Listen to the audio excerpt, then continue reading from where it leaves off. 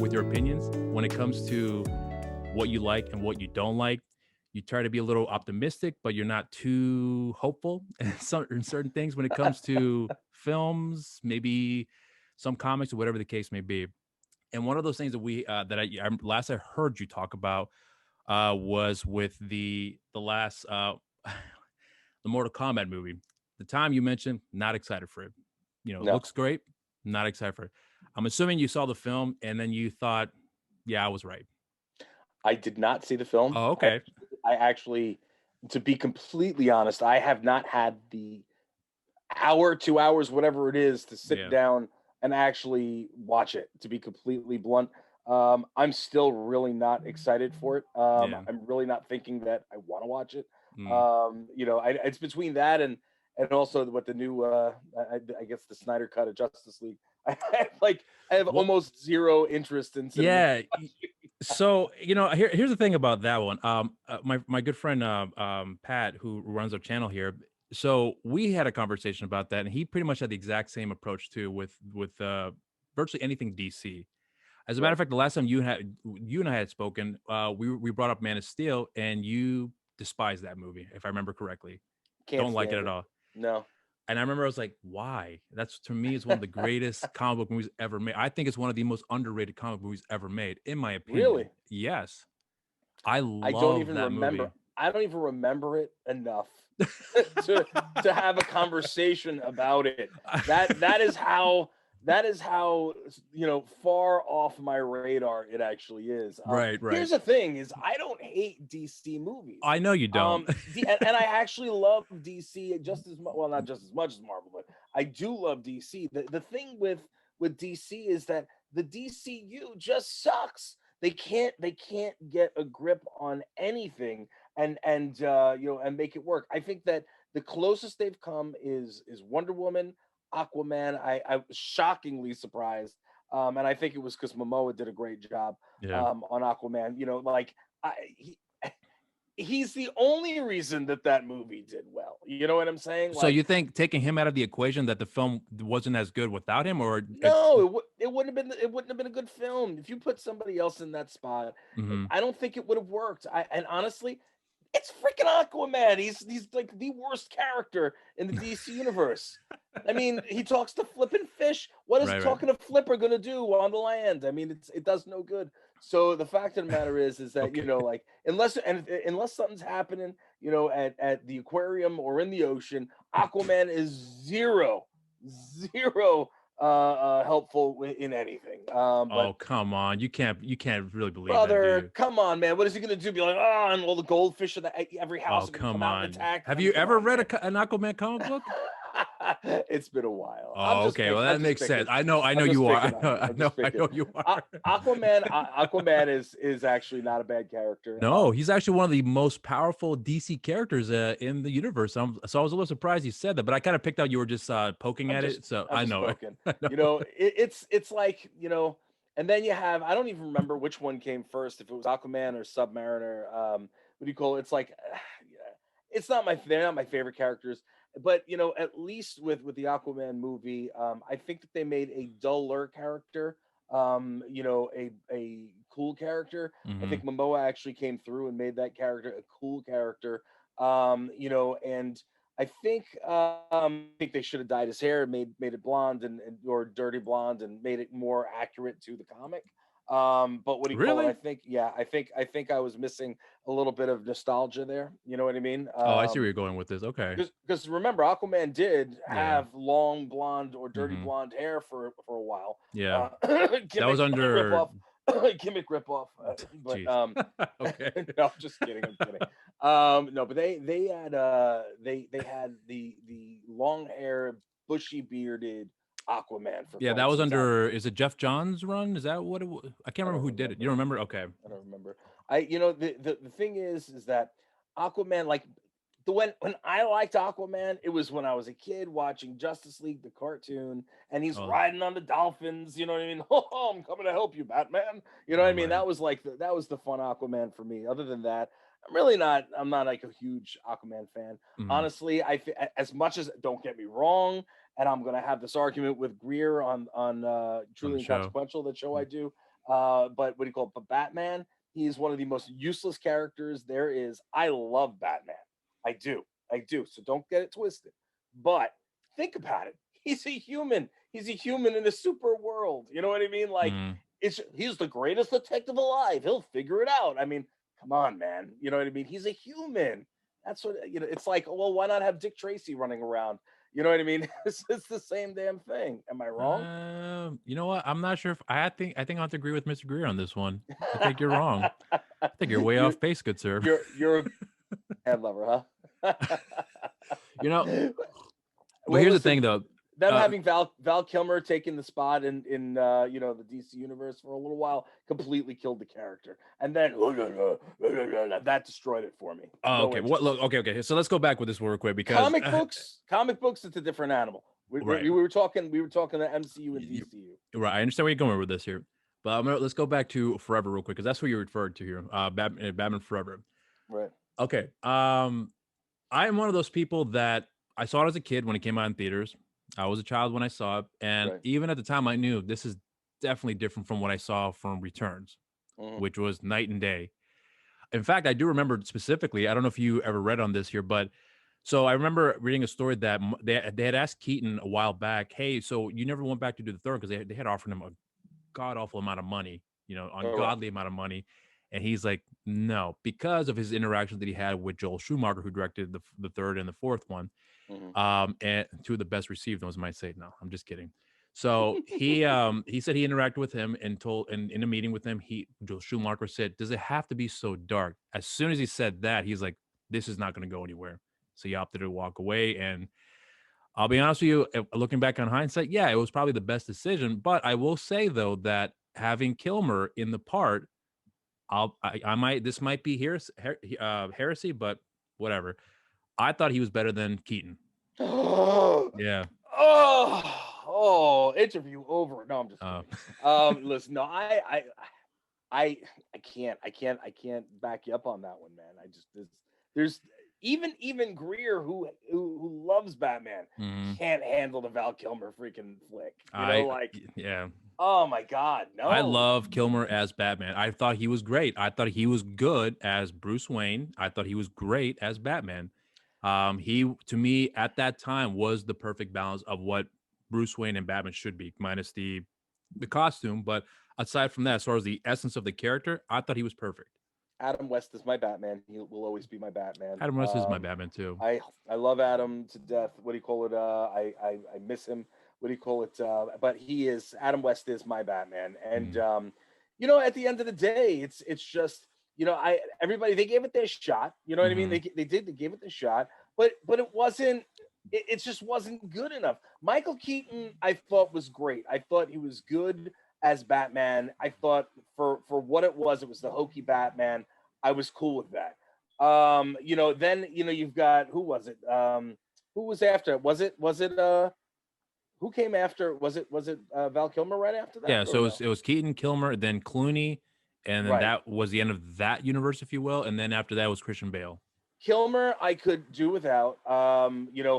Clooney, honestly, I thought he was a crappy Batman, but he was a good Bruce Wayne. I agree. I dislike that other dude. What's his Christian Bale. face? I can't stand Christian Bale. I think he's like the absolute worst Batman. I know that everybody loves those movies. And under pain, rah, rah, rah. Yeah. Like the fact is, had he not done the whole Mhm. then maybe it would have been a little bit more tolerable, but I was not feeling it. I honestly with Batfleck, I thought that he was not necessarily a good Batman, but I thought he was a great Bruce Wayne. I really thought he was a really good Bruce Wayne. He was better than Val Kilmer, bro. He was He better than was. Val Kilmer. He really was. If you really think about it, he embodied Bruce Wayne more. He's a better looking guy. What do you call it? He really resembled the part. Mhm. And honestly, he did a great job as that character. As Batman, maybe not so much. Why for you? Why didn't you think so? I'm sure I know you talked about this before, but I'm curious to hear your thoughts if you don't mind going in depth. I didn't hate him. I just I the mopey Batman thing. I don't like the mopey Batman thing. Ben Affleck is you mean him as him being Batman is mopey. It's a mopey Batman. I thought he was pissed. That's what I never talked to him. I never took him as being mopey. I thought him. I saw him more as a mopey Batman. Really? Oh Yeah. man, Like I sad disagree Batman. with you. Really? No, It was like what do you call it? What are the I can't believe I'm super emo friends. You know the Batman with like the tear on his eye. You know, that's the Ben Affleck version of okay. Batman. You're talking about and what he was like that in Justice League, because to me once Batman versus Superman. that's what you're for. Okay, I disagree with you on that. I don't think he was mopey at all. I think that he was great in Justice League. See, that's the thing. You're talking about in I think he did a you're talking about yes. for the Whedon cut, right? Yes, I thought he was good in Really? general. I liked Ben hated his Affleck. character in that movie. Everybody's see. Here's the thing: I know. everybody's particular in their Batman. Right. And here it comes right now. I don't care what they do with him. There's no way I will accept this cherry that's going to be doing the freaking Batman now. What's his name again? The freaking Twilight kid. You know what I'm talking? Robert Pattinson? Yeah, never gonna happen. That's gonna be the worst. Why? I hate that guy, man. You don't think he's a good actor though? Because if you take No. the Twilight out of the equation, he's a very, very good actor. He's got a face that I just want to hit. Oh, you know my what I mean? God. I don't know what it is. I don't know what it is. Listen, I am a nice guy. You know what I mean? But every once in a while, there's that person that you look at him and you're like, dude, I need to punch this guy. He needs to be. His face is flat. You know what I mean? His face is flat. It pissed me off that people were like, he's the best looking man in the world and blah blah blah and whatever. You remember he was like in the top, one of the top I guess what is it, best looking men in the world. Something like that. Right. I never kept up with that. Right. And I'm like, listen. But you mean to tell me that you never saw him in any other film outside of the Twilight movies to see like this guy's a very good actor? I mean, I'm sure you got to give him some credit for that, right? If you've seen him in any of their movies, because he's a solid actor. If you watch him in other movies, he's great. A really, really good actor. Yeah. I was skeptical until I saw the trailers. You know what? This looks very promising. I'm actually looking forward to this. Yeah, I'm not interested. Not interested at all. To be completely honest, I'm not interested at all. What do you call it? But to be fair, I also was not interested in Heath Ledger as Joker until I watched it. I still don't like the new Joker with Joaquin Phoenix. Joaquin Phoenix. I thought that was. I mean, I see what they did. They did an artsy version of the Joker, and it's like okay, and okay, it was all right, but people that were touting that it was the best thing ever, and no, man, no, definitely not. Yeah.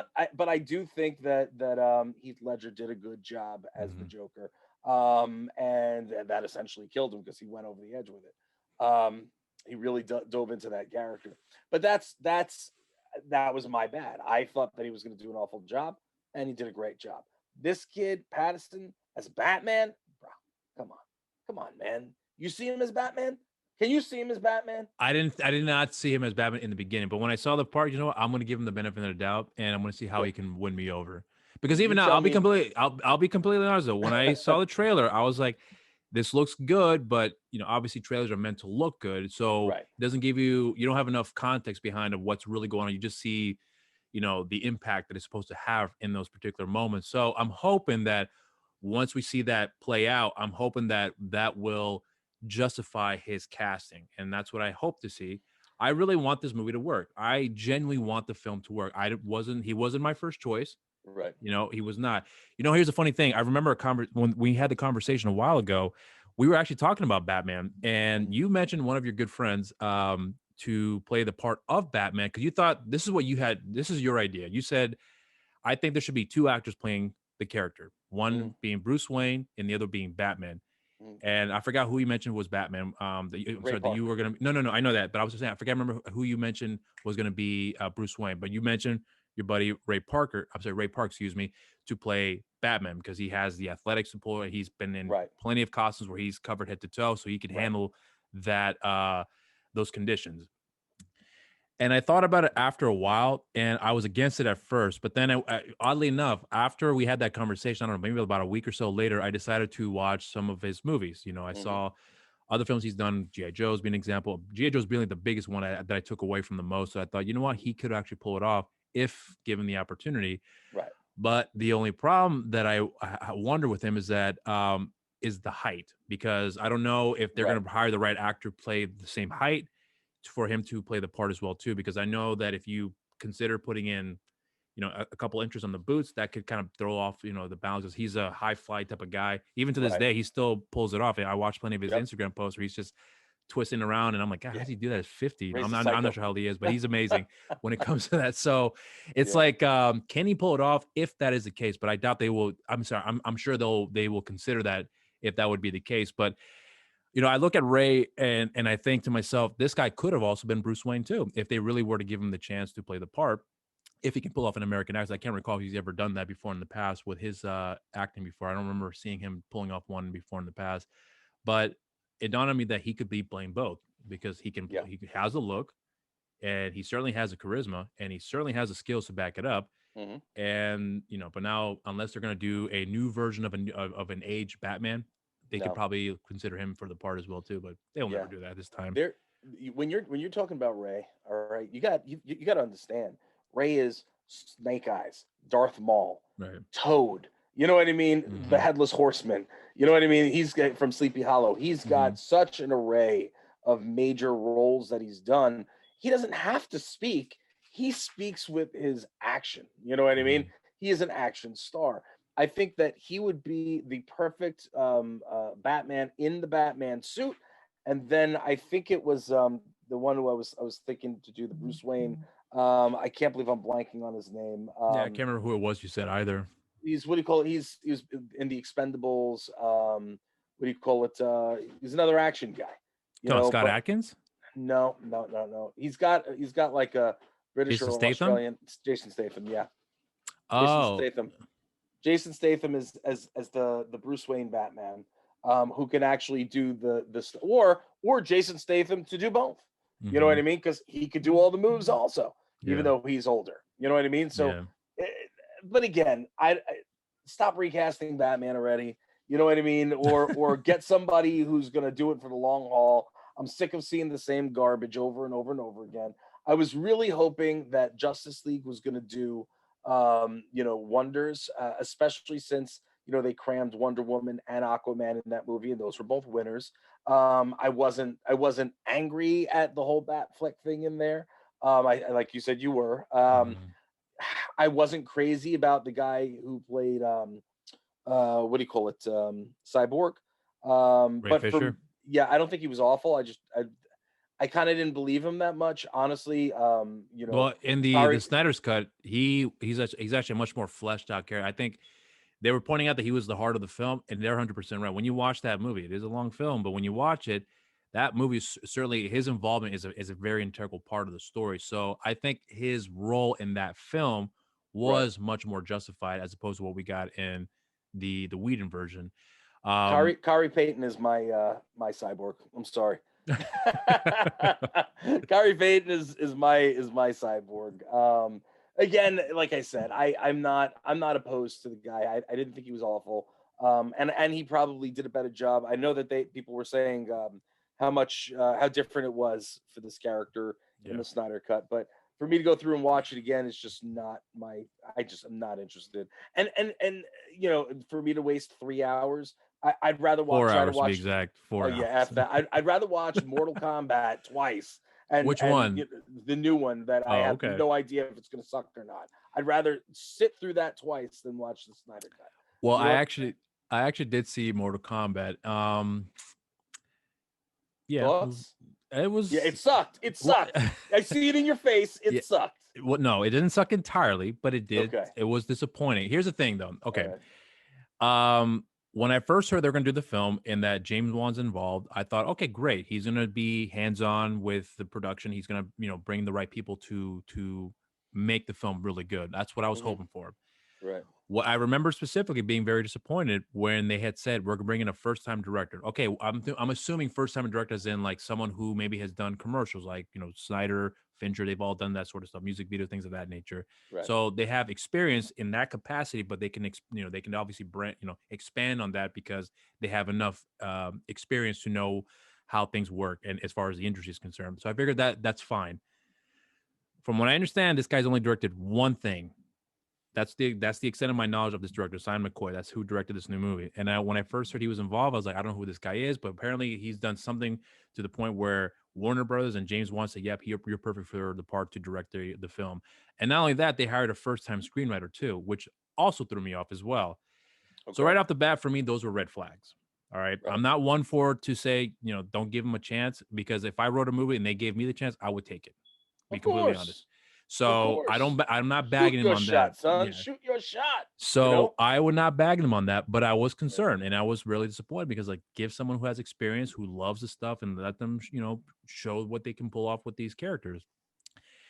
So when I saw the footage of what we saw in the trailer, I was excited for it, but I will be completely honest, I was very disappointed the fact that they were bringing in a whole new character and having him be the eyes for the audience. I was like, well, you already have other characters that could do that for the audience. Use that character and let them be the driving force for the story, and then work around that, and then bring all the other characters in to kind of fill in the gaps, if you will. So wait, Liu Kang wasn't like the lead in this one, or Johnny Cage? No, no, not at all. And look, I'll be completely honest. I think everyone that was casted, as far as the parts were concerned, looked the part. Mm-hmm. They were great as looking the part, but as far as the portrayals of the characters, it was disappointing. Mm, When they had announced Joe Taslim, I don't know if I'm sure you know who he is, right? Joe Taslim. He was the Raid, the first Raid film. He was no. in there's a movie he was in that I'm sure you would have seen. But anyways, well, he's an Indonesian action actor. He was in Fast and Furious 6. He was also in the Star Wars or Star Trek Beyond. He was in Warrior, where he played I forgot the character's name. But anyways, but he's really good. I love Ray. Sorry, I meant to say Joe Taslim. When they announced him playing Sub Zero, I was like, perfect. You got Mm-hmm. an awesome guy who can not only do the martial arts, but Okay. looks the part. I was sold. Just by him alone, I was sold. So when I saw the first images of him as Sub Zero, I was blown away. I was like, perfect. This is going to look really good. This is going to be great. Right. So I had a lot of high hopes for this movie. Okay. Then I saw it and I was like, the action scenes are what I was hoping would not happen, had happened. So, in other words, quick cuts, lots of great action scenes that were choreographed, you could tell, but they took the shortcuts. Let's cut this here, put this over here, and they kept overlaying all these different Uh-huh. shots. And it became kind of a disoriented mess for me personally. Right. A lot of in jokes that only fans would get if you play the game, and I thought they were No, really Steve. good. Did They they didn't do do that at all? that. No, they did See? not. But but Over. well, like I said, they definitely do stuff, I think, to do some fan service, and Right. I would rather focus more on the story than the fan service. And they did do Sure. story, but the story wasn't very good, in my opinion. In Okay. fact, I'm going to spoil it right now for you, because I said you're probably not going to see it. Is Mortal Kombat the event, the tournament never happens in the film. Why bother? What's the point? So That's the point. That's the whole point of the whole thing is Mortal Kombat. The well, whatever. It is what it is. Eventually, when I get around to watching it, I'll watch it. You know how uninterested in watching it I was? I actually sat and watched Kong versus Godzilla over that. That's how uninterested I was in watching that so are you movie. saying that Kong versus Godzilla was not very good for you? And that wasn't good either. Oh No, wow. it wasn't bad. It was No. fun, but I again, I guess I'm showing my age, but I am an old school dude. You know what I mean? Like I like my old school Godzilla. Like Oh, you like the Toho? stomping over Japan. You know Yeah. what I mean? Where he was in, it's the outfit. You know what I mean? Where Mhm, it's mhm, hokey on purpose. You know what I mhm. mean? This was hokey, like with Kong at the very beginning. Like it's a beautiful morning. Yeah. You know what I mean? Like scrubbing his. I actually liked it. I thought that was funny. Yeah. It wasn't it just wasn't for me. It wasn't like everything that I would have hoped for, Yeah. in the movie. But then again, here it is. It's like you when you hit, you hit. You know what I mean? You Mhm, know it. You know when you hit.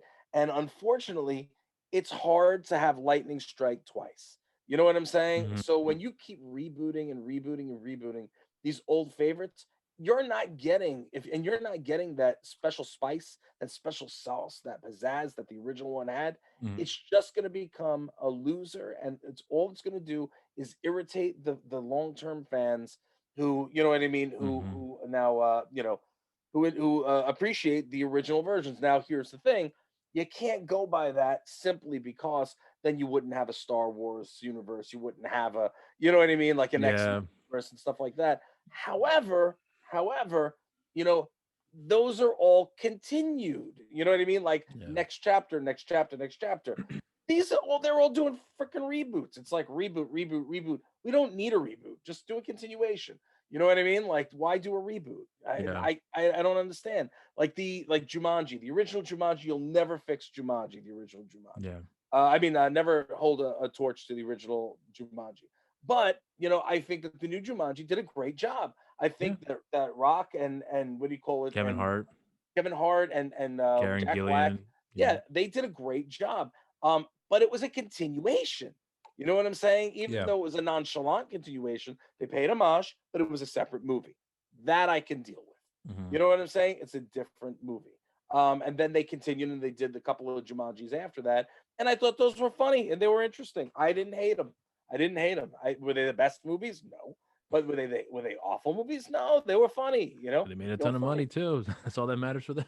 Huge cash flow. You know, that being said, you know, like trying to think of something off the top of my head. There was something that I was thinking about that I can't remember what. Oh, that was what we were talking about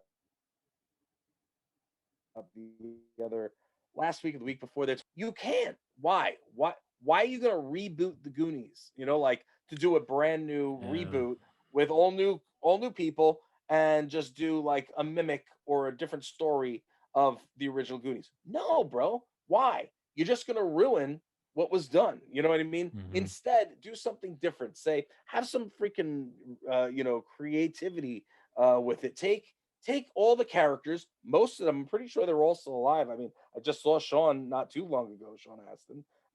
So I gotta believe, and Robert Davi's a good friend of mine. He's still around. You take the original cast, right? The Mhm. people that are original cast, and they're all older now, you know. So now you take those same characters and you Yeah. have something happening. Because if you recall in the movie, you remember Goonies or no? Yeah. Of course.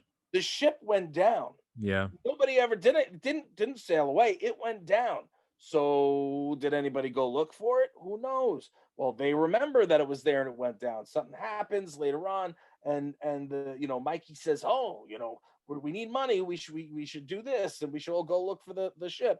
Well, at the same time, the Fratellis are now getting out of prison because it's X amount of years later. You see what I'm saying? Mhm. And now, boom, you have the same thing. Hey, we should go and get that. Go get the rest of that treasure. Now you have a new movie, like, and you can do something with it. Is it going to suck? Probably, but at least it's nostalgic and it's fun and it's a different storyline. Yeah, Does well, that here's make the thing. sense? Yeah, I understand where you're coming with it, but here's the thing, though. I mean, think of a film that has done that, that took a long time for it to finally come to fruition with a sequel, and didn't have that impact. I can think of two films right now that, Which ones? Dumb and Dumber, and Coming Come to on, America. bro. You can't put Dumb and Dumber in the same freaking Oh, category. come on, but it's still a continuation though of the same of a classic movie Yeah, of. but it's not the same, brother. It's not the same. It's not an adventure movie. It's a comedy. You know what I mean? I understand, but I mean, you still have to understand that it's. I don't know. I'm very skeptical about movies that sequels for movies that came out over 2 decades ago, Right. and continue on with that story, because a lot of times it's more a rehash of the same thing. I agree with you. I think if you're going to bring in the Goonies involved and make a story out of that, I continue on where you left off, but have a good reason for that, and then do something new with it as well. They've moved on with their lives. They've got, kids or whatever the case may be. So there's a lot of different things you can do with it, or the divorces or whatever, something that shows, that these guys have grown up and they have changed. But going back to their old childhood hangout may rekindle some sort of reconnection with the characters. Like I could see that working for that Yeah, story. But again, of I don't course. know if they can pull it off. I don't know if it can work again, like as well as they did the first time. I understand it's a shot in the It, dark, it but pro- it's worth it. But yeah. it's difficult. They probably won't hit gold. They won't hit gold again, but at least it would be quasi nostalgic. My point is I can accept it. You know what I mean? I can Mhm. accept that. I can't accept a complete reboot. It's I just a understand. waste of time. It's a waste of time. It's stupid. You know what I mean? Like, I don't know. It's like doing Scooby Doo 25, and with all the ridiculous characters that they have playing, all the people that they have playing all the characters and that, and they keep flipping around. I don't know, man. Oh, you talking I about the new can't. one that came out? The The Scoot? live action ones. Oh, that one. Yeah, Oh, no. okay. Yeah, I saw your face. Oh, Yeah. that one. Or Yeah. Garfield. I see you got my old pal Garfield. Dude, don't talk to me about that live action crap because that you want to talk about disappointment because Garfield, as you can see back there, he is my no joke, one of my top 4 favorite comic book characters of all time. I love Garfield. I read him Yep. when I was a little kid. I still have comics. As a Great matter of fact, character. if you're in my room right now, there's literally 5 crates that my wife just got for me not too long ago for Father's Day, full of Garfield merchandise. 5 crates full of stuff, and I have to find a way how I'm gonna Nice. display them out somewhere. Nice.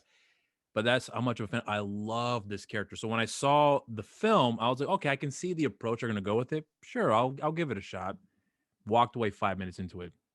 So goes to show you how much Right. I care for those movies. I suffered simply because I love the what do you call it? I love the character, and I watched through it simply because I love the character. No, I You couldn't do know, that.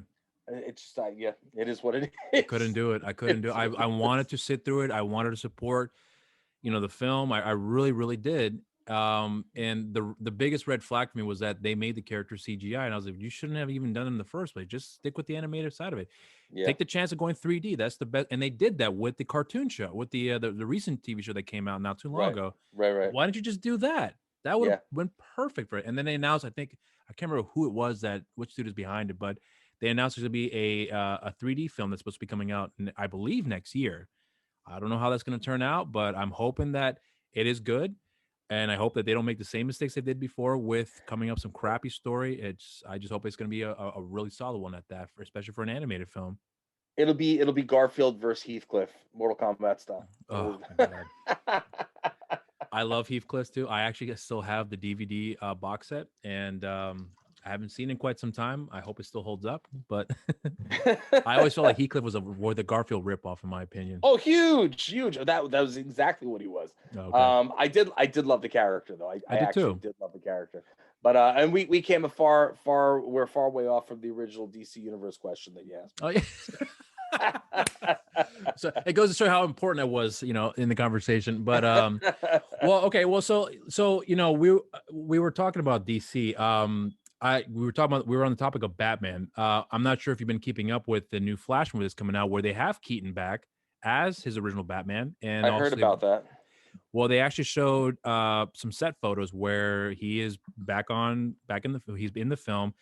So people were speculating whether or not it's going to be like a larger role or just more like a cameo role, because the fact you're gonna have Keaton back as Bruce Wayne, you got to have him back as Batman. And there's even an Instagram post that the director Andy Muschietti had posted where it's just the original bat suit that he wore from the Burton films with drops of blood on Oh, it. really? So yeah, so I was like, okay, this is interesting. Then I come to learn through some outlet somewhere that apparently his role is likened to Sean Connery in Indiana Jones: The Last Crusade. So it's going to be that kind of size of a role, is what they're Okay. saying. So I'm Okay. curious to see how it's going to play out. Ben Affleck, on the other hand, he signed on. In what capacity, we don't know, but from what I'm gathering, he's supposed to be wearing the suit as well too. So it's kind of like this one. I'm not mixed. Just kind of holding expectations until I see something a little more fleshed out, maybe in the trailer by next year. We'll see. We'll see what happens with it. Again, it's like I guess you want that little bit of nostalgia. You want to see a couple of these characters all together, and see what happens with it. I guess if with different time period, not time periods, different. Well, Oh my it's supposed to be a lord. Flashpoint film too, from what I'm understanding. Yeah. What is it? It's like different. Multiverse. Thank you. The Okay. timelines, different timelines. All my brain hurts. You know this. I've been going crazy. What do you call it? Yeah, yeah. Anyway, so timelines. It's kind of like that cool thing. Like, yeah, I really want to see what would happen with this whole thing in the Spider Verse. Where they were Oh. talking about, where all the old characters are supposed to come back. You know what I Mm-hmm. mean? All the the other Peter Parkers and other Mm-hmm. Spider Men from the different movies. Mm-hmm. I think that would be the only one I didn't like was Andrew Garfield. Like You didn't like him as Spider-Man? I didn't like him as How Spider-Man at come? all. I don't know. I just didn't like him. I Okay. it, I don't know. You know what I mean? it's like the Robert Pattinson thing. I just want to punch him in the face. Oh I just my don't. God. I don't listen, man. There's certain people that you see their face and you go, "What the hell?" People think that about me. They want to hit me. I mean, but You have such an adorable face. Why would they want to oh, hit you? you're so sweet. No, the fact is that it would be really really cool to All right.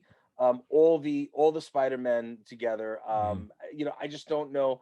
From what I heard is that Tobey Maguire was being very difficult, so Yes, I heard too. it might be an issue there. But I mean, so be it. If it happens, it happens. If it doesn't, it doesn't. Yeah. But then again, now think about this. They're doing it in Marvel, or they were talking about doing it in Marvel. Then what happens? DC says, "I'm gonna do this Flashpoint. Let's do all that. We're gonna have multiple Batmans." Well, here's the thing, though. I do know. I don't know the backstory behind Marvel's intention with Spider-Man. I don't know that, but I do know that the Flash movie has been going on for quite some time. I mean, literally like years, where they had And who different the hell writers. wants a Flash movie? Listen, the fact they even brought Michael Keaton in the picture, you know what? They've piqued my interest. So I figured, you know what? Let's go for it. Give him a So shot. right. So I heard from the very beginning that this was meant to be a Flashpoint movie. That was the intention. Now, to what extent and how they're going to be using that plot, I don't know. But the fact that they brought Keaton, the fact they brought Ben Affleck in the picture, it obviously means something. So I am very curious to see how it's going to play out, because obviously DC EU has, DCU was ill prepared when it came to their approach with the story. It's very obvious that they just rushed into it, and But they they paid do the that with price. everything, Rob. Well, Every single thing that DC does. They're like, "Oh my goodness, Marvel is all right here. They have all these movies out, and oh my god, and oh, they're doing this, and you want to oh know my something god." funny? And then they try to rush. They rushed it. You want to know something funny? So I read up an interview a while back where so the Russo brothers had just done Winter Soldier, and there was rumblings that they heard that Warner Brothers were going to be doing Batman versus Superman. That was going to be the next story. And they went up to Kevin Feige and they say, "Hey, we heard that that DC is going to be doing Batman versus Superman. We have an idea for what we think we should do for our versus film." They said, "What do you want to do? Civil War? That's going to be our Batman versus Superman." And hence that's how that's how I heard it happen, based on the interview that I heard from one of the Russo brothers. So when they heard that, they brought it to Marvel's attention. Marvel said, "Let's do it," and hence we got Civil War, which was released at around the same time, and obviously one was well received, better than the other, and the other one made more money, and the other one was supposed to make more money, didn't, because you have literally two of the greatest superheroes, the most popular superheroes that the world knows, going head to head. I don't mind. I like Zack Snyder as a director, but I honestly didn't really like with what he did with that story, because I thought he made it too convoluted. Marvel kept it simple, in my opinion. Right. But if you look at the two films, you have to think about it. You gotta agree with me on this, because I know if you paid attention to the movie, you'll know. Marvel basically took the exact same plot from Batman vs Superman into Civil War. It's the exact same plot if you really think about it. I just think they did it a little bit better, in my opinion. All right. First and foremost, the guy who plays Superman sucks. Oh my God. How dare you say that? No. Henry Cavill is the man. No. That guy is my Superman. I'm sorry. I know it's heresy. I know. Whoa. I know. That's number 2, Robert. That's number 2. I know. Oh, Hey, man. my goodness. I'm not gonna front. I love me, Mr. Reeves, man. I think he's the greatest, but Cavill is my favorite, man. Sorry. Christopher Reeves is my Superman. He will always be my Superman, even though they were old and hokey. He will always be my Superman. What do you call it? I love that guy so much. I did stuff with his foundation. Like I was like, I need to do something with them, and I did. What do you call it? Like, for real. Like I just, does the guy look like Superman? Yeah. Does he portray him well? No. I think he sucks. I think he's the worst freaking Superman. I'm sorry. There's so many better actors that would have done a better job. But whatever, it is what it is. He did it, and you want to know why it sucks? You want to know? And I'm going to prove to you how badly he sucks. Okay. And how stupid DCU is. Unless they want to hire me. If they want to hire me, that's a different story. Then they're amazing. flipping amazing. But Okay. the reason why you can tell he sucks is because every single one of the movies that they've done with him has sucked. They've all been awful. None of them have done well. What do you call it? And they've all gotten such such backlash. You know what I mean? Every single one of them. And maybe they don't. Maybe they blame it on the director instead of him. But it's him. It's him. You know what I mean? Like the Batman, you can blame on the directors because you know what I mean. There's been different Batman like every other week, but Superman's been the same character for the last same actor for the however many years, It'll be almost 10 years. So there you go. You know what I mean? Like, and again, I'm just for show's sake, I'm just giving you a little more, flair. What do you call it? Yeah, he's not god awful, but he's just not good. You know what I mean? He looks the part. He looks the part. I don't think that he acts the part. But that being said, like when you're going back to, I know what you had mentioned about the whole Marvel Civil War deal. Well, here we are. Yeah. You have two of the best known superheroes worldwide in Batman and Superman, and they are two of they are the kings of DC, right? And then you have Captain America versus Iron Man. So it is kind of similar where you have a super soldier versus a human. Iron Man actually has or two super soldiers versus a human. And what do you call it? The human has the special suit and everything, but at least he has a special suit. Batman now has his Iron Man suit or his Hulk Buster, you know what I mean, to go after Superman. The fact is that Batman cannot fight Superman unless he has a little green freaking piece of kryptonite. Yeah. You know what I mean? Like, how the hell then you're telling me that Superman is a weak piece of crap because if Batman can stand up to Superman, right? It doesn't make. That's why Batman is such a weak character. But as much as I love him, hold on a second. So you see what I'm saying? Okay. He's a weak character because he cannot stand he cannot stand next to Superman. God. How is he gonna? The only reason why he can handle himself against Superman was why is because he had a little green kryptonite. I know, but piece. I think you simplify it way too much just to say to me. I think you just simplify it way too much. Okay, so wait, hold on a minute.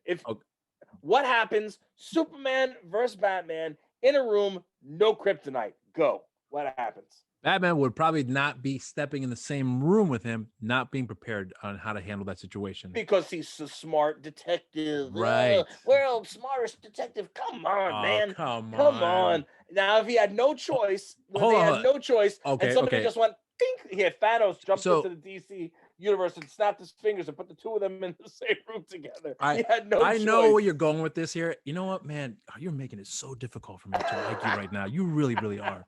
Because I thought we were starting off in a really good spot. No, I'm all kidding aside. I understand where you're going with this. Believe me, I do.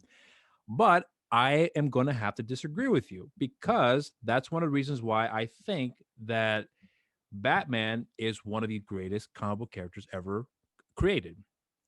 Film-wise, that's a different story. I understand there is a huge difference. There, you have the comics. I don't think. I think this may be heresy for a lot of people. I don't care. I said it before, and I'll say it again. Henry Cavill, I think, is my favorite Superman of all time. He is my favorite. I truly do believe that Ben Affleck.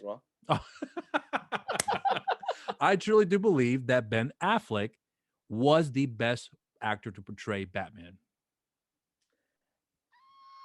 I don't know about all that, my friend. I love how you hit that Whitney Houston note right there. Voice acting does me well. No, but wow, brother. Listen, I'm not gonna hate on Batfleck. I was wrong. I think that he did a better job than what people were giving him credit for. I originally thought, like, when I saw that, I'm like, that is not happening. Like, really. And I think, to be fair, I think he did a decent job. Do I think he was the best one? No. But I can't. If you're talking about the MCU, the best Batman for me is Michael Keaton because he's the one that brought it to the screen. You know what I mean? He's the one that brought it to the big screen, and and I enjoyed the way he played the role. That again, you want to talk about now Batfleck. Look, even Ben didn't like the role because he stopped. He said he's not doing it anymore. He pulled Yeah, it's a himself from the role. whole story behind all that, which I'm kind of, I can understand it, given his personal issues that he was dealing with. But listen, despite those things, here's the thing.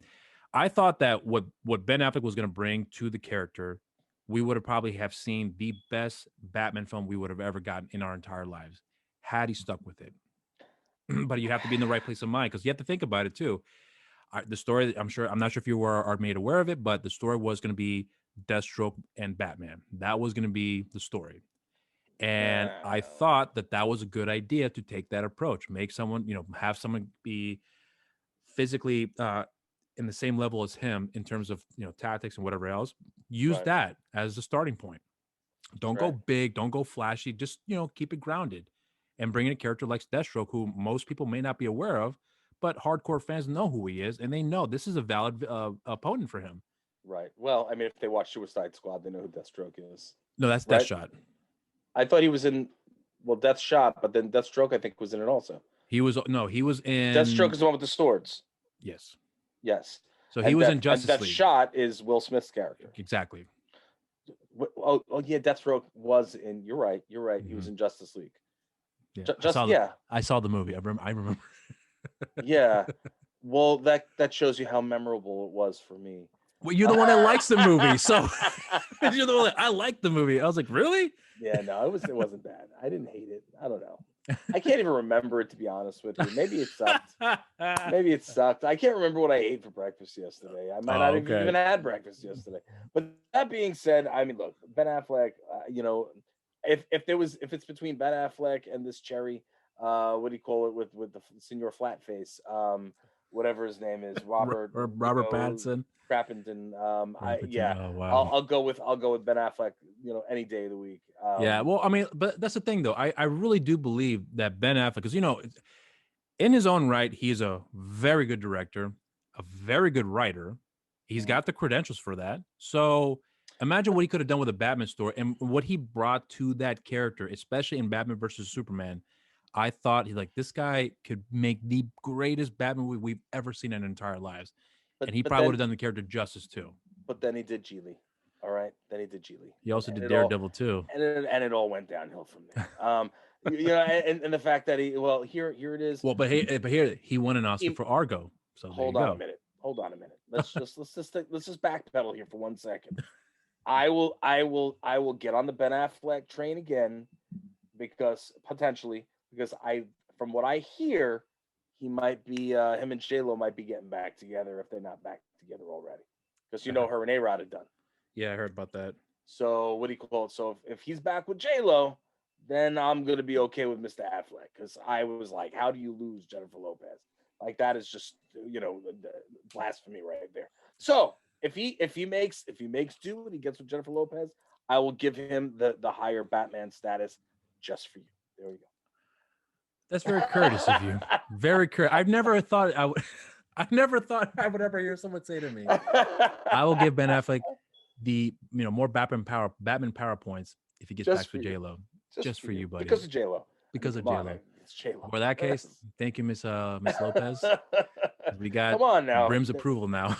that ups any value. I mean, come on. Hey, I gotta admit though, I remember I heard a story one time of who was it? I forgot who was being interviewed. Someone said, what do you think of Mark Anthony? He said, well, he just divorced Miss America and ended up with J-Lo. What do you think about him now? And I was like, wow, he's got a good point. So there you go. Well, he looks like Skeletor, so don't get me started with him. I don't even know how that happened, any of that. Speaking of Skeletor, I'm curious to hear your thoughts of Masters of the Universe. Were you a fan of the comics or the cartoon at all? Yeah, I loved the cartoon. I dabbled in the comics a little bit years ago. You're talking about the one that just came out on Netflix, right?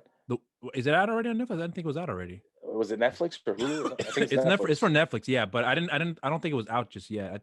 I know we got the trailer recently.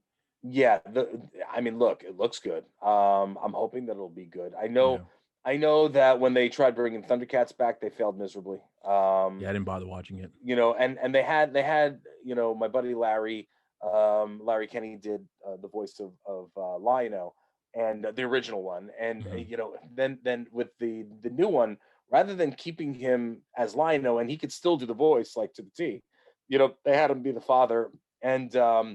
it wasn't as good as what it was back when. Remember rekindling the magic. He-Man, though, I believe, at least from what I see, looks like it's going to be pretty cool. I mean, I saw the trailer. I thought it looked neat, and What do you think of Hamill as Skeletor? to watch it. Well, that's what I heard, that Hamill did Skeletor, and that intrigued me a little bit. But I mean, because everybody, and listen, this might be blasphemic as well, is everybody seems to tout him as doing the best Joker. Like I think he did a great job. I didn't necessarily think he did the best Joker voice. Who do you think did the best But Joker voice? I don't even know. I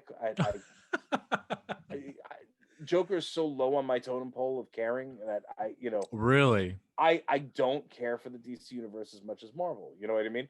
Okay. And what do you call it? In terms of the characters and playing the characters. I mean, honestly, I think Heath Ledger probably did probably one of the best jobs of the character. Really Yeah. getting into that mental, Yeah. space. Yeah. Do I think that, again? I'm not knocking what do you call Mr. Hamill. Skywalker. Mr. Skywalker. Treat Okay. him with respect, but Okay. you know what I mean? Like, uh, do I think he was did I think he did a good job? Yeah, of course. What was that? Do you remember what the name of the movie was that everybody touts as the best Joker movie? It's the one where the cover of the comic that they is like oh, the Killing Joker Joke. with Killing Joke. Yeah, yeah. Like, so I didn't everybody see that. touts that. Everybody says that he's like beyond in that. And I have not, in fairness, I have not watched the whole thing. Yeah. However, I have heard pieces of it, and I think vocally he does a good. Now getting into the voice actor space, and I'm in the voice actor space. Hmm. I believe he did a very good job. He had a lot of range. He really did get into the character. But I mean, is it enough to be like, oh, that was the best? I don't know. You know what I mean? I don't Hmm. know. And again, who am I to judge? Because I'm really not that big of a Joker fan. So I think he did a great job, and I think that he did in from what I have heard with Skeletor, and I didn't know it was him. I think he did a very good job with Skeletor. So I have high hopes. Yeah. I have high hopes. I mean, did you like it? The guy who did Skeletor originally was the same guy who did Cobra Commander. Yeah. Yeah. I was aware. I can't even remember the name of the I was wondering, was he the same one that did the voice again in Robot Chicken too? They brought him back for that as well? that I don't know. I Oh, don't know. it's common courtesy. I love when he said that. I don't know. Skeletor. Yeah, yeah. So okay, well, so here, I know you're into Marvel, and I know that your favorite character of all time, I believe, is still Beast. Am I correct? Yep, Beast is the man. Okay, so Not in the Marvel universe. well, Well, technically, not even the Marvel universe, the Sony universe, right? Sony no, universe? 20th Century Fox 20th Century. before they got bought out Yeah, by Disney. Killing So I was about to say, yeah, because so I saw the movie, and I saw First Class. I thought he was fine. I thought he was fine.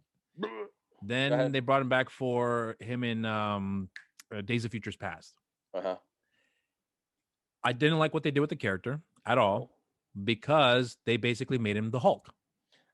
They made him stupid. A stupid Hulk. It wasn't even. It didn't even look like the Beast. It doesn't look like the character. Yeah, well, so I hated what they did with the character there, and I know enough of the character. I'm not nowhere near as a fan as you are, but I knew enough to know that they messed up. And they messed up big time. But then again, they messed up for a lot of different reasons, which I know it's all hearsay for me. But when you have Jennifer Lawrence who's saying, I don't want to put the makeup on for Mystique anymore, so she's going to be mostly in human form, that's a red flag for me. I understand it's a difficult process. I've never been through it before, but I can see, I've seen some of the footage. I'm like, yeah, I can't imagine sitting there for 12 hours on the bed, being tossed over like that. If I you can see don't how want to do it, Robert, then kill her off. Kill well, her off and that's do what they something else. did that with Dark Phoenix, which was like you did that way too late in the game. But here's the they changed that entire storyline for X-Men in the movie by putting her as a forefront character. And I was like, she was never that in the X-Men, which Right. is why I didn't Wait, understand who? why they did. Mystique? Yeah, she was Yeah, never no, like she wasn't. no, she was never that at all. In fact, she was she could be used to a point, but she was never like, hey, we're gonna make you a member. You're on the same front lines as Cyclops, and they messed up that character. Cyclops, I remember as a kid, I was like, that guy is a badass, Yeah. and they made him a child. They made him a jealous man, which I understand it's helpful for the story, but come on, guys. They won with Hugh Jackman as Wolverine. That was the only reason why they survived. They won with him as Wolverine. If they had kept Dr. Fraser Crane as the Beast, I think that was Fraser Crane was Oh, you're talking about Kelsey Grammer. Yeah. Kelsey Grammer was the perfect Yep. casting Yep. for that character. Yep. And yes, they what do you call it, with all the, and now see, I don't know if they CGI'd, if they did the CG with him for Beast, or if they did the makeup. I know they did some CG, but I don't know how they worked that out. It's all makeup with him. Okay. Yeah. Like, but the character looked awesome. You know what I mean? It looked like the character. In the First Class or whatever the hell it is, it didn't even look like the character anymore. You know what I mean? And it's supposed to be within the same timeline too, which was a little odd for me. But yes, it's stupid. And now I would love to see them bring back Kelsey Grammer. You know what I mean? As Beast. I think that honestly, I didn't even hate the dude that was playing I always forget his name. But the one who was playing Cyclops, he wasn't awful. Oh, you James know what I mean? Marsden? James Marsden. Yeah. Marsden, yeah. Something like that, yeah. He wasn't awful. At least he looked the part. You know what I mean? He looked, but he like wasn't utilized properly, I thought, in my opinion. No. I think that they did an all right job with Nightcrawler. I think that they failed miserably with Sabretooth. Don't get me started with that. Yeah, freaking Cotton Weary as freaking Sabretooth. No, why? That was like the worst. I was so upset about that. Yeah. It ruined that movie for me. You know what I mean? Oh, you think that's not the only thing that ruined the movie for you, because listen, I'll plead the fifth on that one. I'm just come on. But Cotton Weary made it that much worse. But look, I like Hugh Jackman as Wolverine. I want Hugh Jackman in the MCU. I want, if they're doing Secret Wars, like they're supposed to be doing some kind of Secret Wars. That's what I heard. All right. If they don't have Hugh Jackman come back and do Wolverine for that, I'm gonna be very, very personally upset. I'm gonna be very hurt. Okay.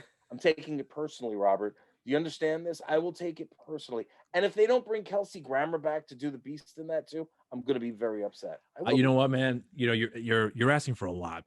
You're asking for way too much. No, man. Listen, way too much. They're bringing Deadpool over. The new Deadpool. Ryan Reynolds wants to come back. Well, but Ryan Reynolds is Ryan. Listen. They completely destroyed the Deadpool character in that movie too. Yeah. Remember? Mm-hmm. Okay, that's why they keep going back and killing the damn character off in the Deadpool movies. Oh look, this. I mean, anyway. But the Deadpool character, you realize that's going to be the first R-rated Disney movie ever. No, it's not the first one. No, you're talking about under Disney banner, like under the Disney banner. Well, because no, technically Marvel Studios is like a subsidiary, if I'm not mistaken. Am I right? Because Disney owns them. Because they have, here's the thing, because Disney had done Touchstone Pictures, which is owned by them, right? And they release R-rated films for them. Movies. Correct. So never Disney under as a Disney brand R-rated. Yeah. I've never seen that before. PG-13, plenty. Never under Marvel Disney though. Marvel is, yes, it's a subsidiary, I believe, of Disney now, but that's directly under the Disney brand. Oh yeah, for sure it is. But so I see. I know you're going with it now. Deadpool, okay. and if you look it up, I'm pretty sure it says, because I questioned it. And what do you call? I questioned it, and I looked it up, and that's how I know for sure that it is what is it, Fahey or whatever that guy? Kevin Feige. Everyone seems to get his name wrong, and I'm like, Sure, it's Feige. He's not important, but Oh, so come on. You know, until he you do until he know. hires me, Robert, he is unimportant in my life. Oh, I see. Hire me, Fahey, and I'll get your name right. Fahey, Faggy, whatever his name is. I don't know. Fagala. Fagel. Whatever it is, I'm cool, bro. Like I'm cool. And I'm just messing around. I What do you know, call I it? know you are. But I don't know. Now I lost my train of thought. Deadpool though. Deadpool. Ryan Reynolds is great. Now I want to see Ryan Reynolds and Hugh Jackman's Wolverine. And let me tell you, if there was, they have enough money to make it happen. All right, Mm, if that you could get Hugh Jackman in, of course it'll be like a couple of years worth of movies for him. But I think that he'd be able to do it, and he'd make so much money that it would be ridiculous. He would not be able to turn it down. But I think that having the two of them in a film together in an MCU where they're going to do it right. I mean, for God's sakes, they made Ant-Man a good freaking character. Like, you know what I mean? Like, mm-hmm. think about it. I thought that was going to be god awful. Yeah. And when I was like, what do you call it? Paul Rudd is going to be Ant-Man. I'm like, I love this guy. I think that he's fantastic. I think that his work is amazing. But Ant-Man, come on, man. And then he crushed it. Yep. He crushed it, and he like stole the show in Avengers. I mean, like, I think that he did an amazing job. He's standout quality. They gave him Yeah. the space that he needed to really build out that character. That character's him. I don't care what directors you had. I mean, I think that character was all him. Yeah. Other movies, it's all the directors. You know what I Correct. mean? But certain characters like stand out. That because of the what they put into them. Like Guardians of the Galaxy is a mixture of both. I think that they just had the right. They had the right amount of everything. Simmering that pot. You know what I mean? And That was a perfect combination, I thought. Yeah. And that was not a franchise. That was not a comic book franchise. I only knew about it because of the toys before they made the films, because they had, That's they been had. around. That's been a con. Oh, That I was a know, comic book. Yeah. But I didn't know at the time when I saw the toys, because back then Marvel was doing all these different toy lines, and I saw Guardians of the Galaxy. That was the first time I ever heard of them. Yeah. So that was my introduction to them. This is like years ago, mind you. So then from there, I knew that they were a comic property, but I didn't know anything else beyond that. So Okay. I was a little not skeptical, but I was like curious. But when I saw it, blew me away. Honestly, those two Marvel films are my favorite in the entire franchise. My opinion, those Yeah. two films. Yeah. What do you call it? I'm trying to remember what it was. I don't know if it was the first appearance of Yandu. It's just a funny little fact. What do you call it? So if you know the movies, Mm-hmm. what do you call it? Rooker plays Yandu, Yeah. and Mike Rooker is one of my good friends, and it's funny because it was like a full circle thing that he got that character, because one of the first comic characters that I was like, wow, look at that. It was either an Avengers or Guardians of the Galaxy or or something. I don't remember what it was, but I remember the Yandu character, and I was like, wow, that's a badass character. Mm-hmm. And it's funny that years later, when I found out that he was doing the character, I was like, that's crazy. I was like, he was gonna bring him to life the right way. Yeah. And Rooker did it. You know what I mean? Like, he brought an obscure character to life and made him like lovable. You wanted to love the cat. You know what I mean? Like, or love to hate him. You know what I mean? He was great. He did a great job. Yeah, he was essentially the heart of the film, at least towards the end of the second one. Like once you see that full closure of the character, like really he was the heart of the story, in my opinion. Him carrying and doing everything he did, questionable, but we understand the purpose. But it was something that I did not expect, and that was a very genuine surprise for me. And Guardians of the Galaxy Volume 2, I've only cried through to, I would say, 3 movies in my entire life. No, I'm sorry, I take that back, 4. One of which is The Lion King, when I saw it in theaters. Oh. And the second one was a movie called Polly. I don't know if you remember that movie. It's a bird with Jay Moore. Yeah. Cried in that movie. The third film, believe it or not, was The Curious Case of Benjamin Button. Okay. So I cried in that movie.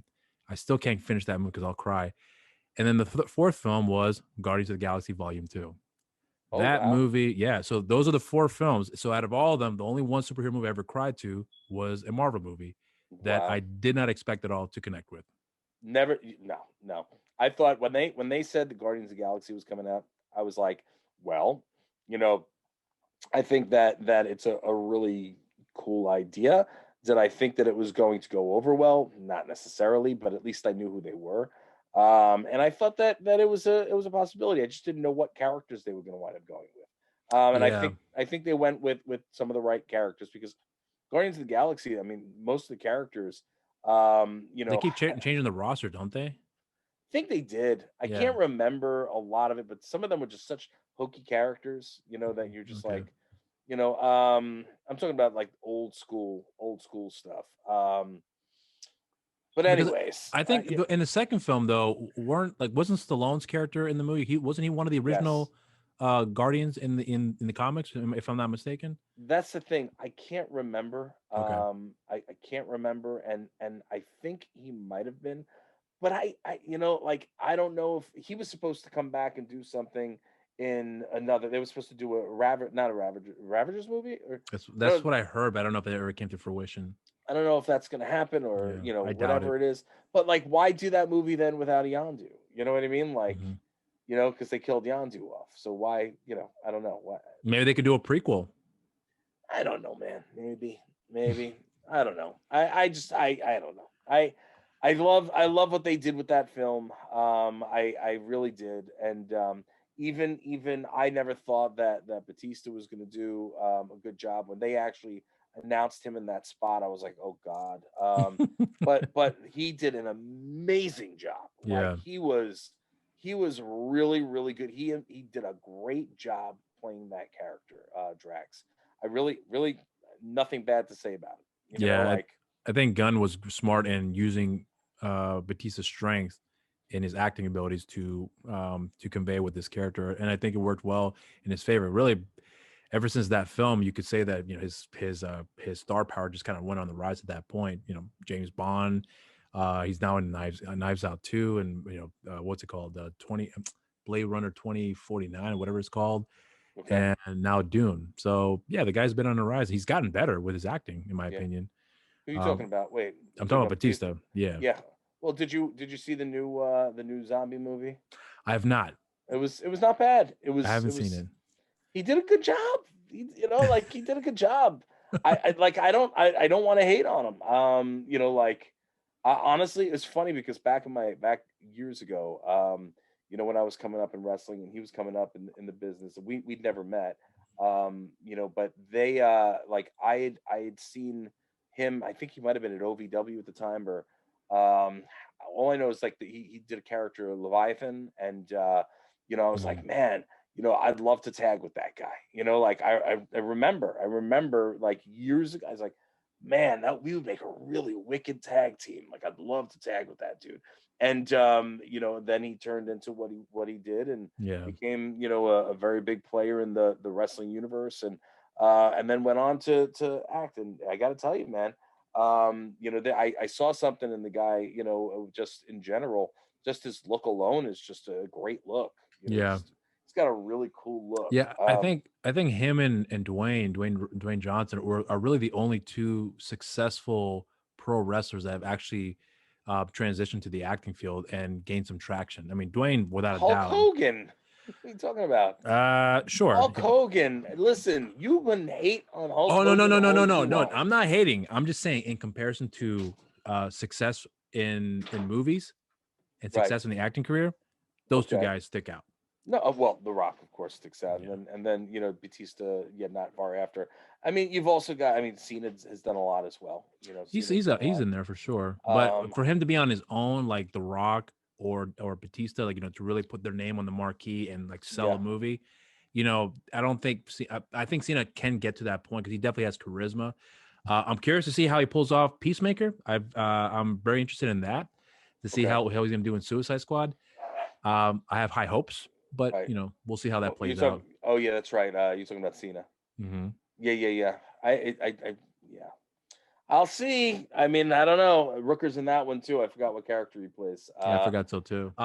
Well, so I was curious with one thing that I actually came across with you with something you've done I mean not done, I'm gonna say that you talk about, which is you you talk with you've been in the industry for quite some time, and you've Mhm. been, as a result of you being in the industry, you've also developed some relationships throughout the years. Now, with the success of your show, Grindhouse Radio. For anyone who has never heard the show or ever seen, ever checked it out, I recommend you guys do that because it is a fantastic show.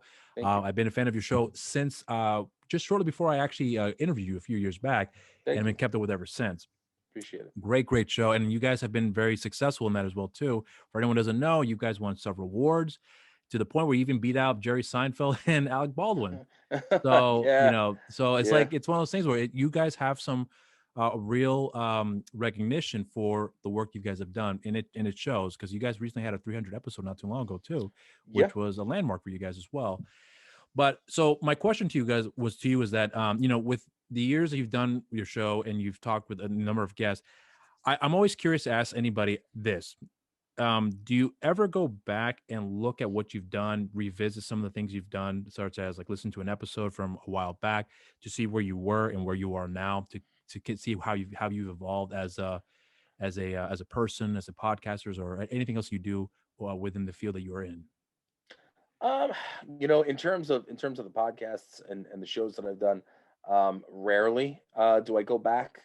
Every so often, if I need to do something for one reason or another, then I'll go back, and sometimes I'll cringe because I'm not necessarily a fan of my own. Like I don't, as much as I might portray that every once in a while. Like I don't. Sometimes I go, why does anybody want to listen to me? But I Three, four every million so people a often. week say otherwise. Yeah, thank you. But you know, um, but again, for me, like I don't like to listen to myself on the shows. And not that I don't like to. I just normally don't. I don't have the time, to be Mhm. completely honest. I don't have the time. I'm always kind of moving and shaking. What I do go back and listen to though is the voice work that I've done, and any kind of stuff that I have videos of, like where I can kind of see where I was and where I am now, and kind of see where I've improved, where I still need improvement, how I Mhm. can improve. Yeah. And I mean, and that's like because I'm really doing a lot with voice work right now, and so I like to make sure that I can give the best performance I could possibly give. Am Yeah. I making sense? No, I miss that's a good answer there. I always I've said I bring that up because I've come across some people who don't revisit their work, and Right. I'm not saying they're wrong in not doing that. Because I actually talked to a group not too long ago, and they did something that was very interesting for me, which was, they released an EP, and they recorded 4 songs, 2 of which were songs that they've done years ago that they've re-recorded again for this EP. Mm. And I thought that was interesting. I was like, so you guys actually went back to your old stuff? I was like, yeah, because we found some things that we thought were really good and things that we didn't like, and we wanted just to, enhance and make it better. And we decided to release it so that way we still have something out there for people to look out for. Great. Right. So, and I was telling you, I appreciate you guys do that because not that many people do that sort of stuff. So it got me thinking more, and asking people that, because I'm curious to see where their mindsets are. Because, like I said before, like when I look back at some things I've done, there's stuff that I cringe, like, just what was I thinking at that time? And it's a common thing because you're green. I was definitely green. I still am green now with certain things, but I look back at those. I ask people that to see, how they handle that, and do they use that to look back on how they improved, or do they trust themselves enough to know that I've gotten better? I don't need to go back and revisit that again, unless I absolutely have to. So it's just a question that I like to ask, because I just want to hear what the responses are, and I'm curious to see if I'm going to hear something different every time whenever I ask that question, because I think it's an interesting perspective for me, and how the person is, what their mindset are is at that time. Yeah, again, it's not that I wouldn't listen to the stuff, but sometimes I just don't have the time. You got to remember, GHR is a 2-hour show once a Hmm. week. And for me, like, to go back and listen to every show, I don't have the Well, yeah, I opportunity. know. What I do though, and I have done very often, is when the world is open. When I'm touring and if I'm driving and I'm doing long drives, I'll Hmm. pop it on and I'll listen to it in the car, just to listen and see and make sure, because I want to make sure, not even just how I'm sounding. I like to make sure that everything on the show is being done properly. Right. Because everything's supposed to go a certain way, and in order for us to continue win awards and have sponsors and people that join us, it's got to be tip top shape. So Yeah. I have to make sure that the quality that we're putting out is on point. You know what I Is mean? is that your dog barking or is it my dog barking? That's my dog. I'm Oh, sorry. okay, okay. No, no, no, you're fine. Because I thought that was my dog. I was like, hold, because I was wondering if my son was watching them. My apologies. I was gonna say, well, so um, when I know that when you go out and travel, I'm curious because I know there's been a few times I've seen you in your post. Actually, it might have been over a year ago. Yeah, it had been over a year ago because it's Yeah, before the pandemic hit. COVID. So there was a post that you had mentioned there that you travel a lot and sometimes you just and this is what I like about you because you're pretty upfront with how you feel about certain situations and what you're going through. And one of those things that I ever came across was that you had mentioned that you hate being away from home at times. You just rather stay at home, be with the family, keep everything in close Hmm. quarters, and not have to travel. But then at the same time, you also point out too, but I do this because there are people out there who support us, and I want to be there and show some love back for what they've done for us. So Hmm. we do this for them. So there's a part of me that always wonders too when with the amount of traveling and the amount of interviews you've done, because I've seen plenty of interviews where you're exhausted to the point you're about to fall asleep. You can So, tell. That's bad. well, you could hear it in your voice, and sometimes you even know that you acknowledge it. You're like, hey guys, I'm sorry, I'm not in the moment right now because I'm tired. I did like 15 interviews just before this one, and it's Yeah. obvious. And I know how that feels because, well, not for me to be interviewed, but for me to do interviews, I forget how exhausting that can be too. Oh In yeah. fact, there was a point where, and actually, so this is a funny story. So I had done, I worked full time, got off of work, did a full shift, and then Pat, my friend who runs the channel, says, "Hey, can we do 3 reviews, right now?" Sure, no problem. Okay, but I got an interview at 7. No, I'm sorry, 8 o'clock. Before, if we can crunch it in that time, we'll be good. Sure, no problem. So we did the first review, second review, and then we did the third review. And I didn't realize at the time, but I was running low on steam. By the time I had to do the interview at 8 or 9 o'clock, I was done, and I just Yep. was running on fumes at that point. And then what made it worse is that I failed to check all the other things that I need to be aware of, which is make sure I have storage so I can download it, Hmm. save it, edit it, whatever else. So I have enough space to do all that stuff. So with the questions I was asking, I was kind of all over the place. I was like, "Oh my god, what am I talking about?" I just could not function. But thankfully, the guest was very polite and she was very nice and she answered my question. She actually enjoyed it for the most part, from what I can recall. But anyway, so I'm downloading the video and I noticed that it couldn't download. I couldn't convert it. So long story short, I didn't have any storage. So I had to do what I dreaded the most, which is, hey, um, about that interview we just had. Unfortunately, it didn't record. Ooh. I'm so sorry. There's no way I can salvage the ending because it cuts off right in the middle of a question that I'm asking you. Is it possible we can just do another ending, or if it's possible, do the interview all over again? Hmm. And she replies back, "That's a shame, Rob. No problem. Can we do it about a week or so?" Yes, we Yeah. can. And thankfully, we actually got it scheduled for this week. Good. Good. Good. So, but again, this was like a situation where I did not prepare or consider of what the effect that could have on a person. Hmm. So and then my Pat had uploaded the video of that review, and I'm watching it, and I was like, oh, I can see where I'm literally like this the entire Hmm. time, and I was like, oh, I can see where I'm breaking down. And then when I look back at the interview, I'm looking at, I was like, oh, I can see it. I was just, I'm basically like my eyes are just like all over the place, and I'm not sitting still. It's like I'm forcing myself to stay awake. So going through that experience has taught me a lot, which is how to organize and prioritize certain things. Hey, I'm sorry, I have to say no to that. Hmm. So this is I'm saying this here because it's leading up to my question for you, because you are extremely busy. You Hmm. have 50 things going on at once. So it's more like a three-parter. How did you learn how to deal with that? How did you develop that? And how do you maintain that? Well, we'll go to the third part first. So scheduling is a huge, huge, huge thing right now. Yeah, 10 years ago, I was kind of a little all over the place, uh, running by the seat of my pants. You know what I mean? And Yeah. kind of, yeah, I never missed an interview. I never, like today, I was running a couple minutes late, and I Yeah, apologize. that's fine. But like I was also running out of a production meeting, so like I couldn't. There was no way to kind of gauge that. But regardless, at the end of the day, I am I try to be very on point because I want people to respect my time, so I respect everybody else's time. So scheduling has become like a number one. That is my guide. Google Calendar. If I don't have my calendar running, I'm screwed. And I learned it from my wife. My wife actually, was the one who said to me, she goes, "Listen, jackass, I'm not going to keep, control of everything that's going on in your schedule. I need to know what's going on in your schedule so we know what to do with family stuff and blah blah blah and yada yada." And I'm like, "All right, well, how do you think how are we gonna do that?" "Well, schedule, and she went and made me do the schedule, and it's probably the best thing I ever did.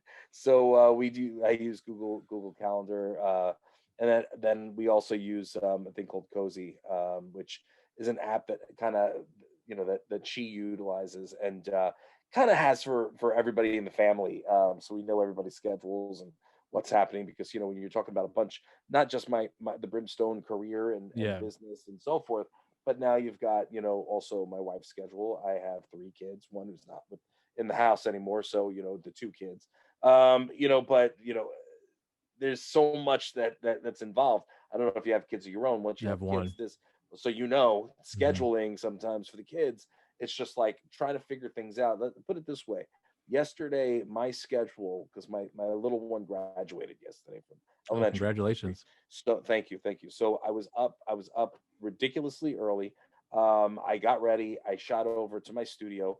I did voice work for one video game. I finished that then, what do you call it, as quick as I could.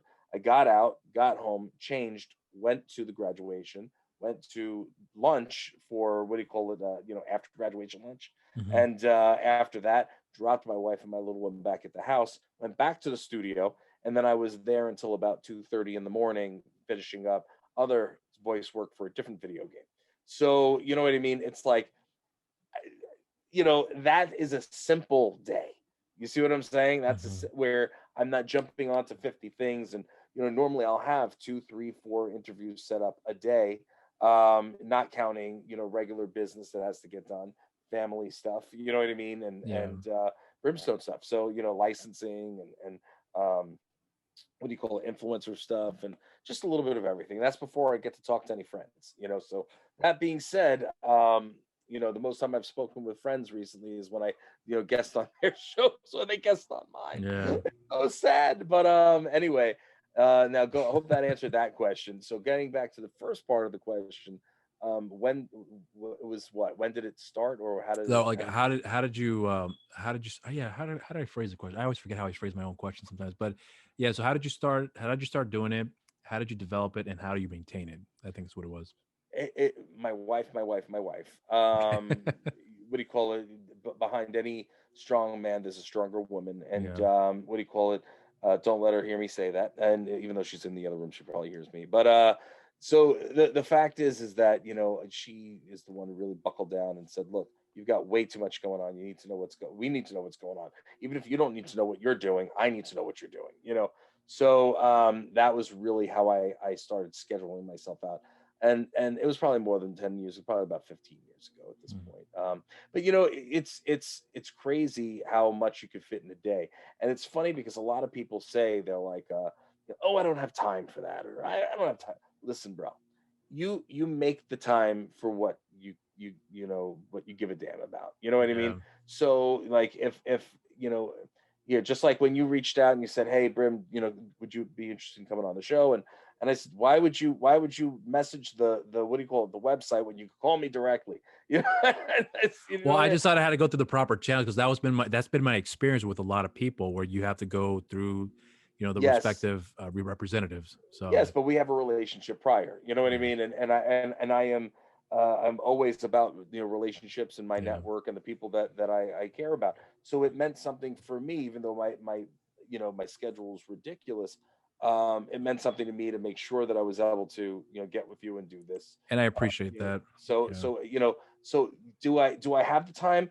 Oh, no, but well, you make the time short because you make time for the things that Yeah. are important to you. So, when somebody says they don't have time, listen, if you have nobody, very few people that I know have schedules like I do. So, you know what I mean? If I can Hmm. find the time to do it, then you can find the time to do it. It just means that you don't want to do it. Yeah. And that's a lot of people where they're not successful is because they're not putting in 200%. Well, I don't have the time. Well, you know what?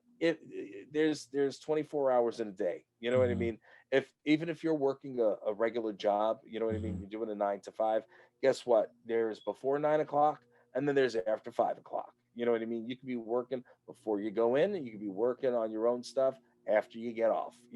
So Hmm. I find it, like it's just an excuse. When people say, "Oh, I'm too busy," or "Oh, I work this job," "Oh, I don't have time."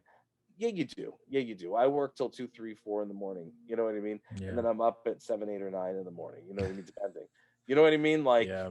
so, but and the reason why I do it is because I want to leave a legacy, that extends beyond just me as a person. I want to leave it for 100 years after I'm gone, that people will go, hey, this guy, he was a great dude. You know what I mean?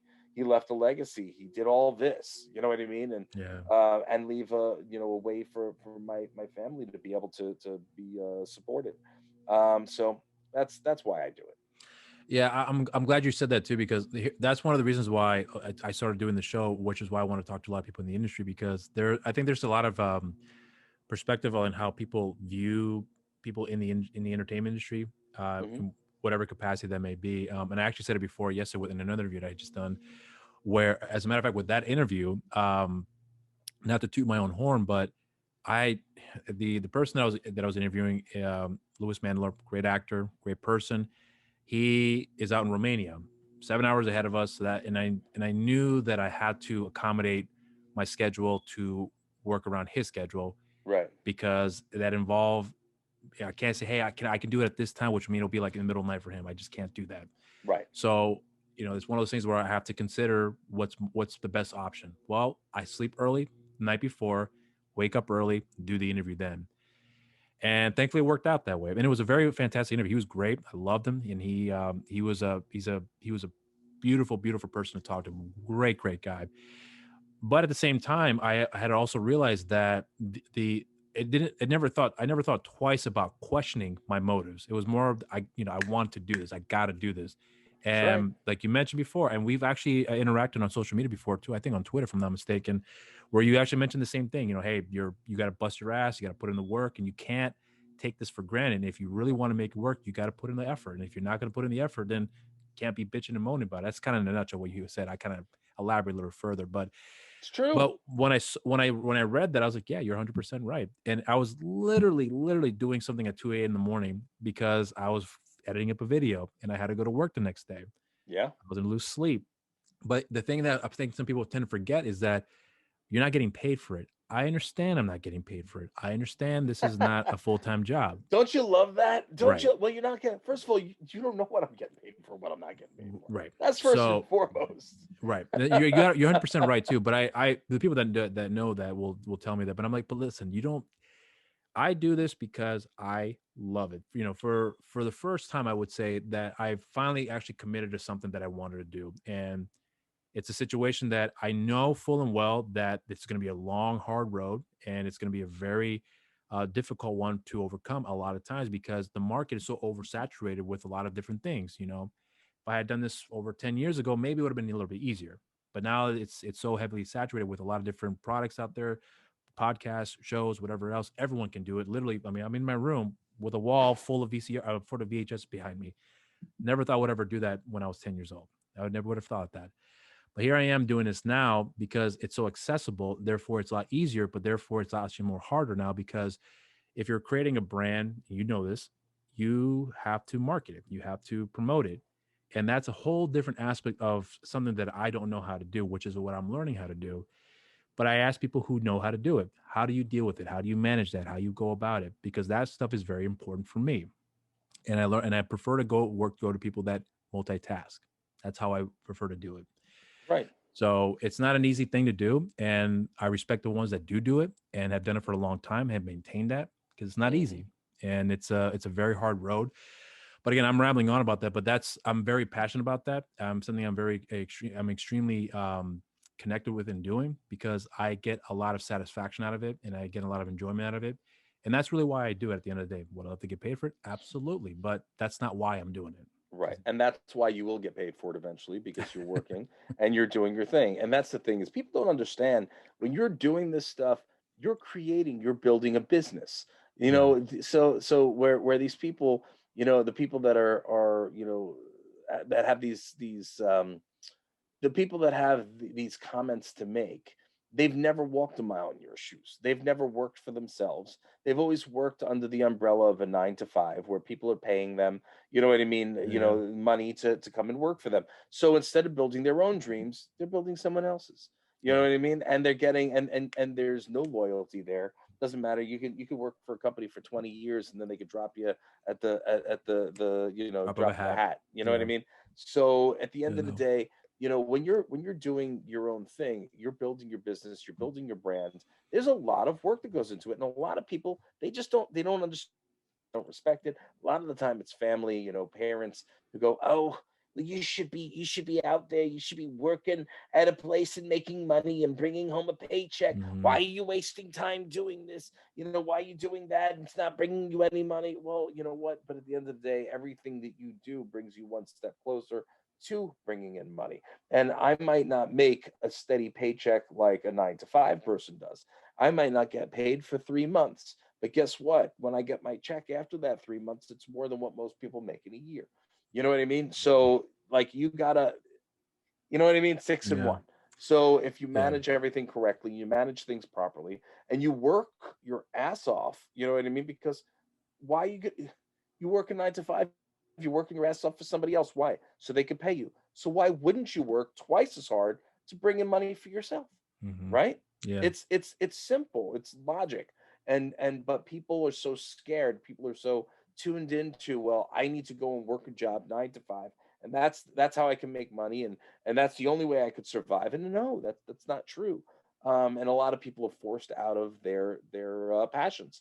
For me, I need to be able to continue to be creative. I need to be able to be myself. I need to be able to put myself out there, and really just be able to grow, and and doing what I do allows me to do that. So, everything I do, at this point makes me money.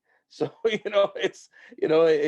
so do I do free events here and there? Sure, I go and do free things here and there, but it helps me in another way. You know what I mean? Like, I'm Hmm. doing something, like if I'm doing an appearance for something, and I'm not getting paid for that appearance, well, there's a reason that I'm doing that. You know what I mean? Yeah. Uh, but did I So do a it's a million? balancing act, basically, It's at a the end of the day. balancing act. Yeah. But did I do a million free appearances prior to that? Sure. I've done so many things for free in my time. But at the end of the day, it comes with the territory. And anybody who thinks otherwise is wrong.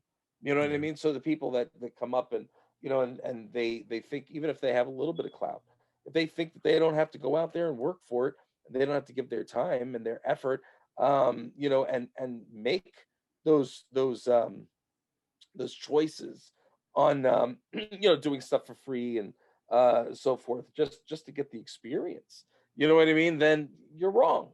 Yeah. You're wrong. Even at this point, I still do stuff, not because I have to. I do it because I want to. Like, some Yeah. things I'm just like, I know you don't have the money to pay me, and I don't want that money. I want to do it because it's going to be fun. Let's do it. You know what I Yeah. mean? And then that ups the person who deserved that help. You know what I mean? Succeed in something they wanted to succeed in, Yeah. and two, it gives me a little more practice in something that I wanted to practice. Does that make sense? Yeah. I know you're going with. Yeah. Absolutely. But at the end of the day, look, I also have multiple streams of revenue. I have my sauces and seasonings. I have the foodie line. I've got TV show things I do. I have voiceover, GHR. You know what I mean? So it's like, but I built that. I built all that on my own. Did it happen overnight? No, of course it didn't happen overnight. But it happened. And it happened because I worked 3 times harder than the next person to get there. Yeah. So you're going to have people that are going to hate on me for it, and because I am doing the things that I do. And I'm Brimstone 24/7. I don't work for anybody else Yeah. unless you're hiring me for a film or a show, or you know what I mean. Yeah. Yeah. I, Yeah. I Yeah. work for me. So like I could be me. I'm unapologetically, authentically me. You know what I mean? And Yeah. that's all you're going to get. So hope I'm answering your questions.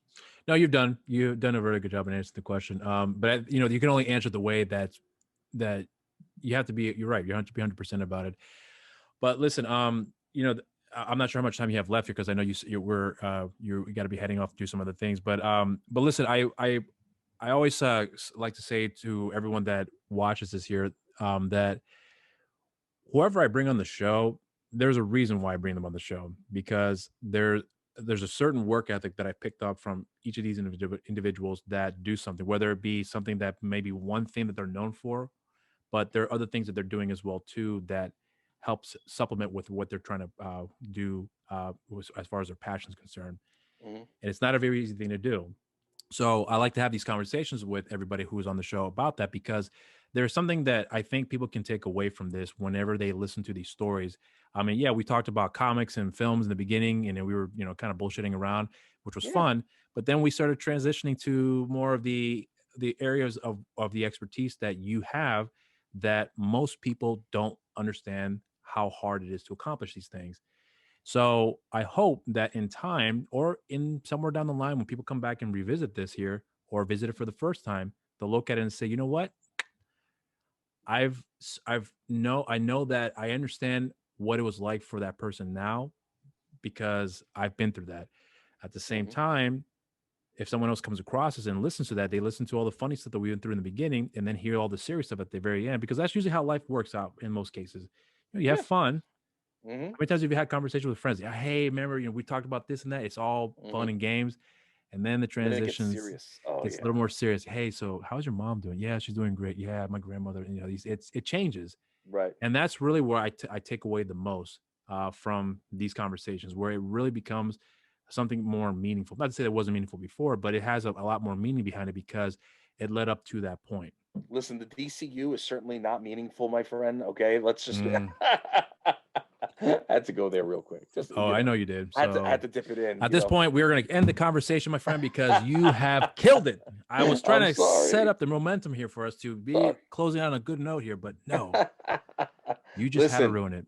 let's elevate the DCU. There we go. Here we go. Right here. Now it's elevated. I love the DCU. Ben Affleck is amazing.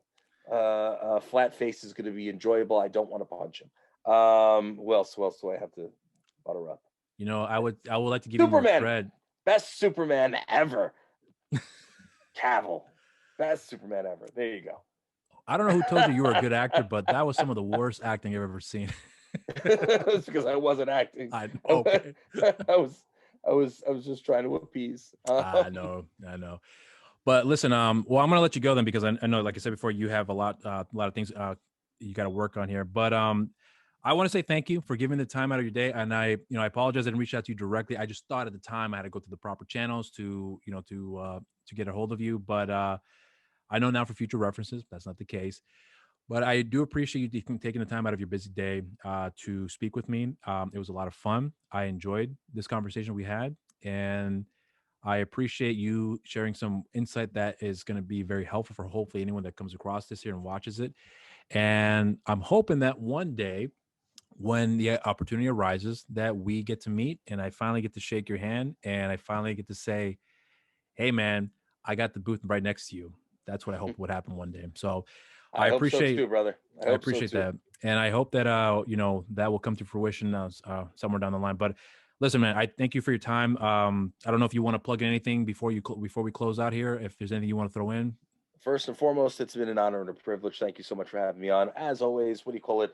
It's always good to see where people I've met in the past and where they came from and where they're going now. So it's fantastic seeing what you're doing now, and you sound great. You're doing a great job, and anybody that wants to really check me out, you can go to my official website, therealbrimstone.com. Everything's there. got my social media. If you hit me up on social media, I promise you, it's me who's answering. It's not my assistant. It's not my agent. It's not my wife. It's not my kid. It's not my intern. It's me. It's all me, and unapologetically me. So hopefully you guys will definitely come follow me there. And just check us out on the Grindhouse Radio every Thursday night, 7 p.m. Eastern Standard. Brand new episode, thegrindhouseradio.com, iHeart, over 30 other networks. And, hopefully you'll be one of the new listeners. That's about all I can say about it. Yeah, well, so we'll hopefully add another million set of listeners instead of 4 or 5. We'll be 4, 5, 6, 7 million listeners per week. Your mouth to God's ears. You know what I'm saying? Thank you. I hope so. Yeah. So hey, look, if I don't care if there's 4, 5, 6 million people or one person sitting in a room that's totally vibing what we're doing. That's when we're doing our thing. You know what I mean? I'm doing it for each and every person individual, and I hope that each person takes it in whichever way is going to make them feel fulfilled and happy.